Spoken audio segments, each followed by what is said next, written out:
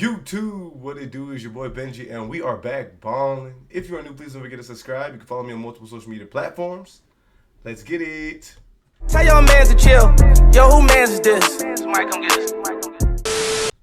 So, LeBron James set the world on fire doing an interview with Pat McAfee where he addressed a lot of things, a myriad of things, and for only a couple seconds did he talk about Stephen A. Smith and reply and say, this dude's on a world tour. A lot of these media guys think they're my best friends. Don't believe all the things they say. I have my crew. These are the people that I ride by. Essentially. Quick, he addressed it in a couple minutes. That only added fuel to the fire because just like LeBron James said, I know Stephen A. Smith is at home grinning with his tighty whities on and can't wait for this response because now he's got a bunch of content to make. Guess what happens? Stephen A. Smith not only replied on ESPN, First Take, about one of the comments that LeBron James made about Giannis Antetokounmpo, where him, Mad Dog, and Brian Windhorst all addressed that it's so disrespectful that to say that somebody like Giannis would have 250 points, oh my goodness, when these guys are the same people that sit there and talk about all the time that Michael Jordan would average who knows what in today's NBA. So, on one hand, you can't call LeBron James a great. You can't put him on the Mount Rushmore of basketball players, but then say that he would not be able to average X amount of points or even exist as a basketball player in a different generation or a different time period simply because you have such respect for the other players that played. It's a little bit of a contradiction, guys. Mind you, Shannon Sharpe is a media commentator. He has a show, and he is employed by Disney and ESPN, etc. On the same show as Stephen A. Smith. Surely not getting probably the contract Stephen A. Smith is, but the fact that Stephen A. felt like he had to speak on it and he continued to speak on it, Shannon Sharpe didn't really address it. But now he is. Let's hear what they got to say. And look, I see both sides. I see both sides of the equation. Yeah. But Stephen A. just need to let it go. Mm-hmm. He needs to let it go. And now you're like, well, if he'd hit it, I don't think LeBron was coming to hit you. LeBron was coming to tell you, bro, just stop talking about my son. Right. He said because you said, oh, as a father, now you're making it personal.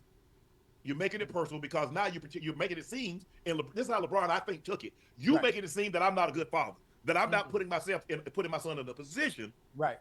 to be successful. And so you're pushing this. And so LeBron took it a certain way.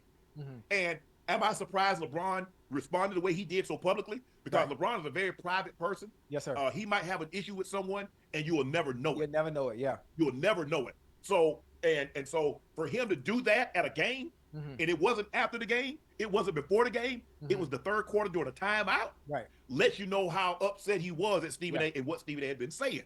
But at this point in time, mm-hmm. I understand LeBron, they asked LeBron about this, but if I'm Stephen A., hey, guys, I've already addressed that. He said what he said. I understood his point. I said what I said. Now it's time to move on. Right. Look, it's not going to stop me from talking about LeBron James, the basketball player on the court. Mm-hmm. But the incident, I feel that we've talked about it ad nauseum. I feel we've talked about it enough, and now it's time to move on. Mm-hmm. Facts. Stephen A. went like an hour-long rant on this show addressing LeBron James, and I think a lot of us think the same thing. There's no way it was just this simple confrontation that led to this media storm from Stephen A. This torrential downpour of commentary from Stephen A. There's no way. Only one just quick interaction of 8 seconds. Stop effing talking about my son led to this dude just going and digging and digging and digging. Stephen A. feel like he addressed it a little more. And there's a lot of shady stuff that he does. And one of the things is his passive aggressiveness and the two-facedness and smile in your face and dig you behind the back. I happen to know that about him, which is why I don't like him. And he don't like me. But it doesn't stop me from being fair and calling it like I see it. We ain't exchanging Christmas gifts. We ain't having Thanksgiving dinner together. What you bring your son up in there for? What you bring your family up in there before? You don't go on Pat McAfee show, talk about you gonna protect your house. What you talking about? Your son ain't at the house. He's at Crypto.com Arena. We ain't covering him in Brentwood. We covering him in downtown LA at the Crypto.com Arena. Where you put him. Yeah. But, again, brother is like still acting like he's obtuse, acting like I don't know why he's being so dense. Brother, you came up with the statement on your show on multiple platforms begging LeBron James as a father to stop this. By stop this, you meant take his son out of the NBA. Take his son away from all this criticism that LeBron James did. And if you were a good father, this is what you insinuated, or at least what LeBron James could have took it as. If you were a good father, you would not have brought this pressure upon your son, who by happenstance just has the same name as you. You wouldn't have had this dude come to the NBA. You would have kept him in college, away from you, but instead you made one tweet saying, I thought my son was as good as some of these cats in the NBA. I thought my son is better than some of these cats in the NBA. A year ago, you brought this criticism upon him by making that tweet, and you brought this criticism upon him by playing in the league at the same time as him.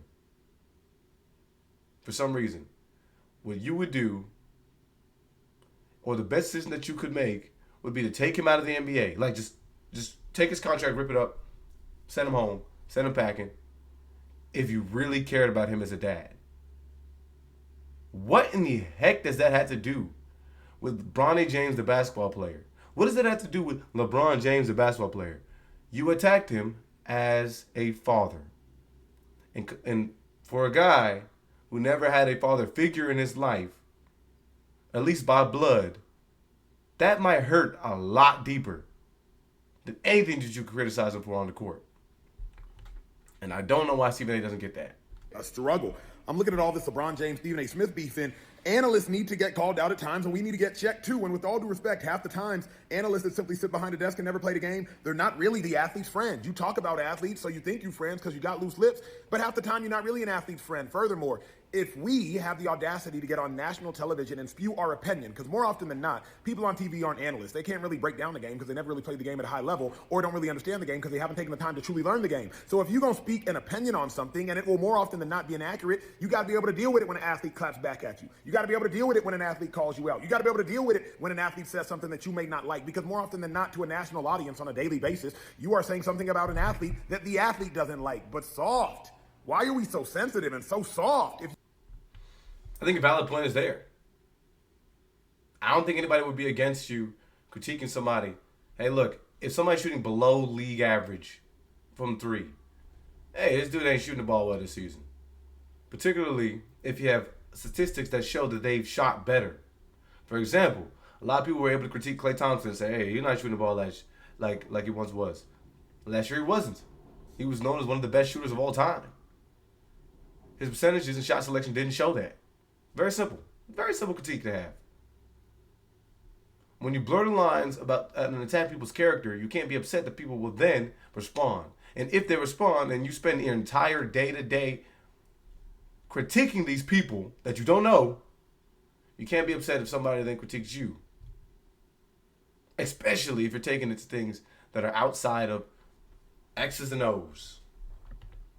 And the argument about LeBron commenting on players being able to transcend generations is kind of crazy because, again, Stephen A. is one of the many people that mentioned that Michael Jordan would get off in the generation. And I think a lot of people don't disagree with that. But you can't have your cake and eat it too. I mean, check it out. Assaulted them as opposed to the day where you could get ejected for having bad breath. And LeBron James at 6'9", 260 pounds, is playing in the softest era we have ever seen in NBA basketball. The fact that Isaiah Thomas ignores that is beyond me. Like, it's gotten to a weird point. That man put his hands on me, I would have immediately swung on him. Immediately. That man put his hands on me, I would have immediately swung on him. Immediately. A lot of people were making a big deal about Stephen A. Smith saying he was going to swing on LeBron too, which is, what are we doing? You know what I mean? You like 60? This is crazy. But here's the full context of the clip. It was on national television. The cameras were rolling. And had I done something, what do y'all want me to do? You want me to act? You want this to be a reincarnation of Chris Rock and Will Smith? And let me state for the record that while we bring up that, let me assure you it wouldn't have gone down like that. I would have gotten my ass kicked.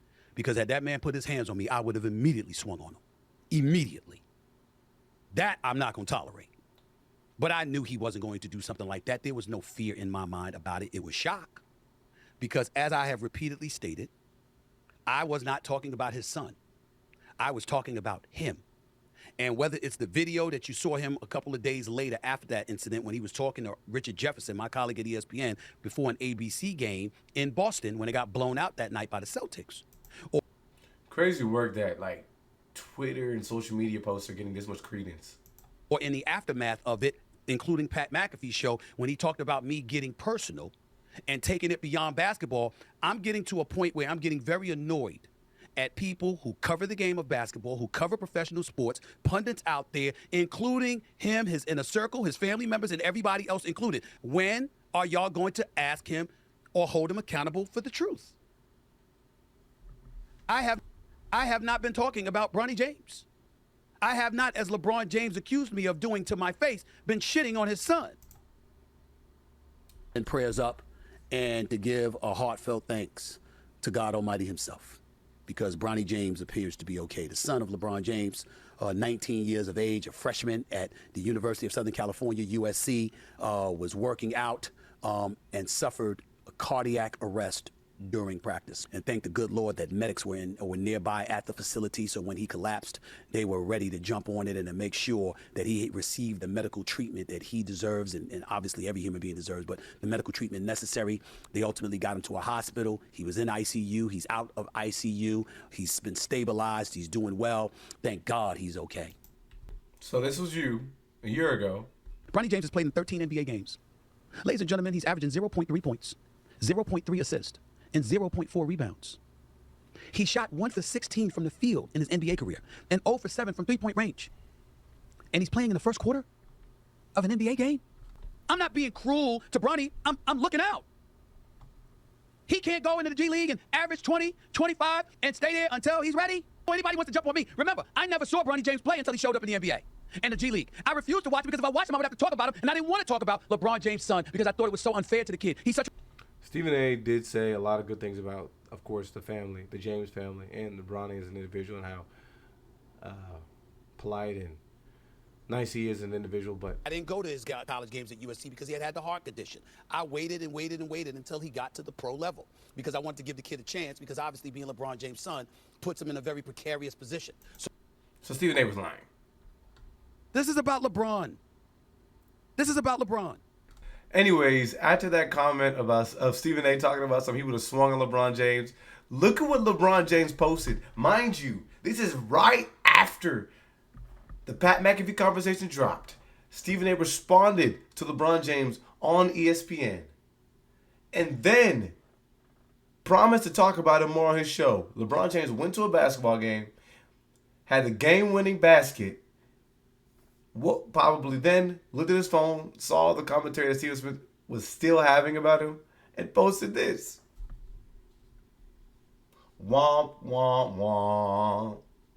Raise him up. Yeah, make it more free. Yeah, push. Clean up that cut more. Raise him up. Yeah, make it more free.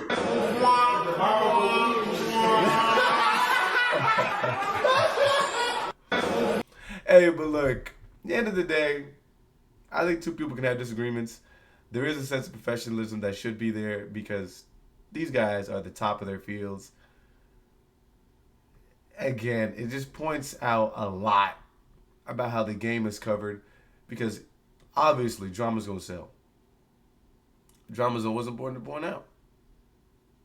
But if this is how the majority of the coverage is about the guys sport in North America that we're trying to make one of the top and premier sports, and this is how the majority of coverage operates, then again, you're only doing the players a disservice. But y'all let me know what y'all think about it in the comment section below, and I'm out.